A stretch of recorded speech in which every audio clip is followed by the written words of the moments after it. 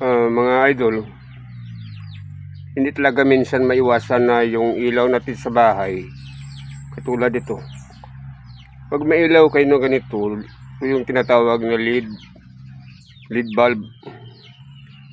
Pag may ilaw kayo na ganito tapos napundi, tapos medyo alanganin sa oras at malayo pa yung bibilhan nyo, gagawa tayo ng paraan kung paano ibalik sa dati.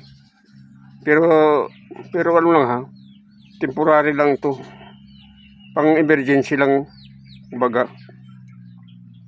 kailangan bumili rin kayo ng bago. Ito pang emergency lang talaga pag wala kayong magamit. Ganito ang gagawin natin. Una, bubuksan ito. Halimbawa, ganito, bubuksan. Ngayon, tatanggalin ko ang takip. Yan, ganito po yung lead.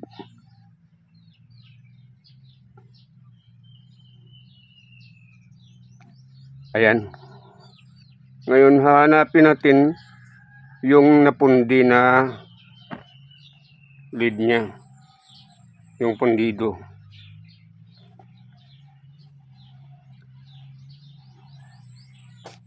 Ganito po. Ganito paghanap. Gagamit tayo ng tester. Yung tester ko nito lang oh.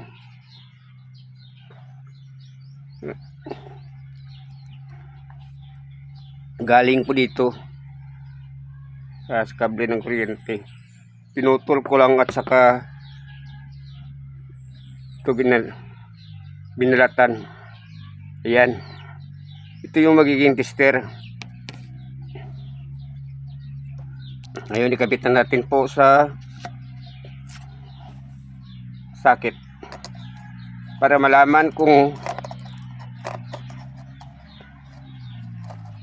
gumagana pa.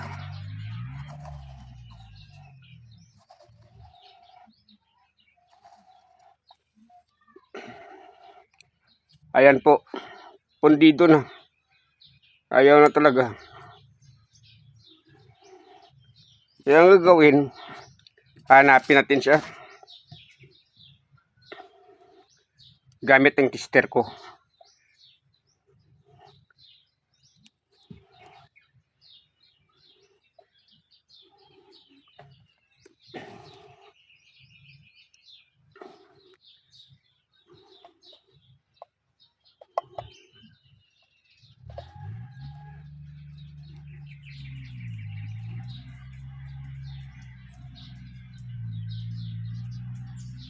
Pasensya na kayo sa camera ko.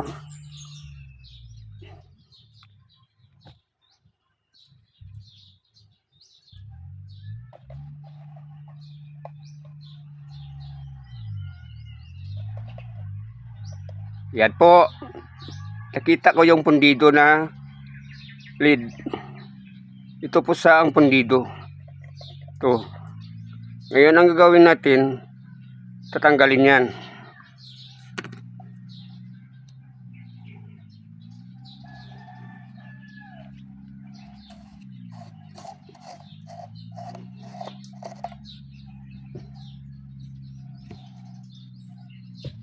Gamit ito.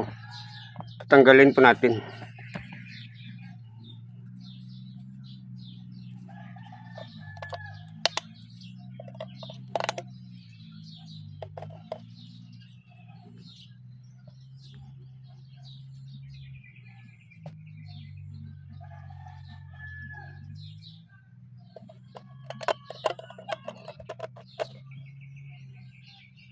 Yan, para tanggal na. Tanggal yung lead niya na sira o pundido.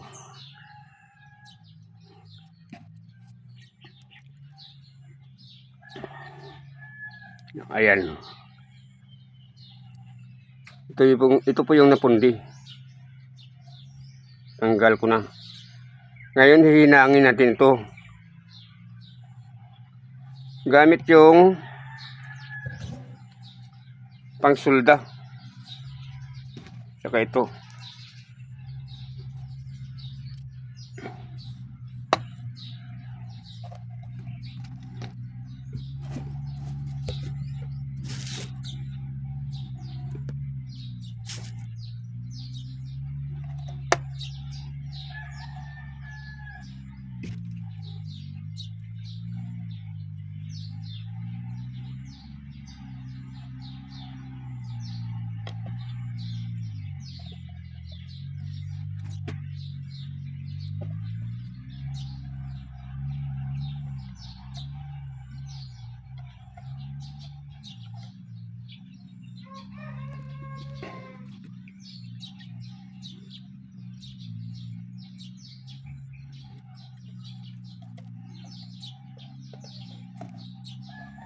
Mahirap talaga pag hindi tayo electrician o hindi tayo expert sa electronics, kasi hindi natin alam yung ano.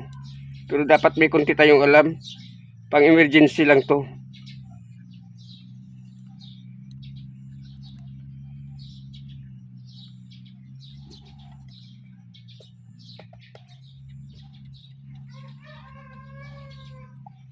Kailangan may alam tayo kahit konti lang, para sakali na alanganin, may magamit pa tayo.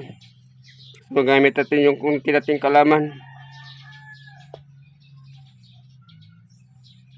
Ayan, nahinang ko na. Ayan po.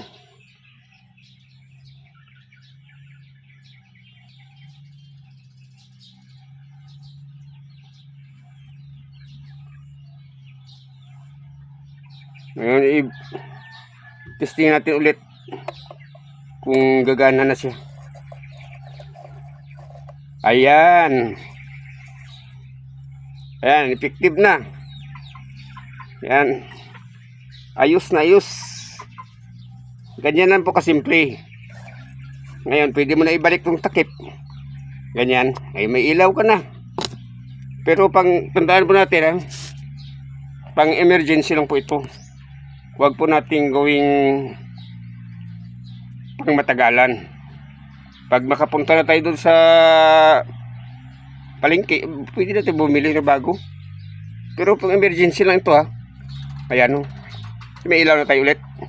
Hindi na kailangan problema ng biglang dumilim yung bahay mo. Salamat po sa panonood.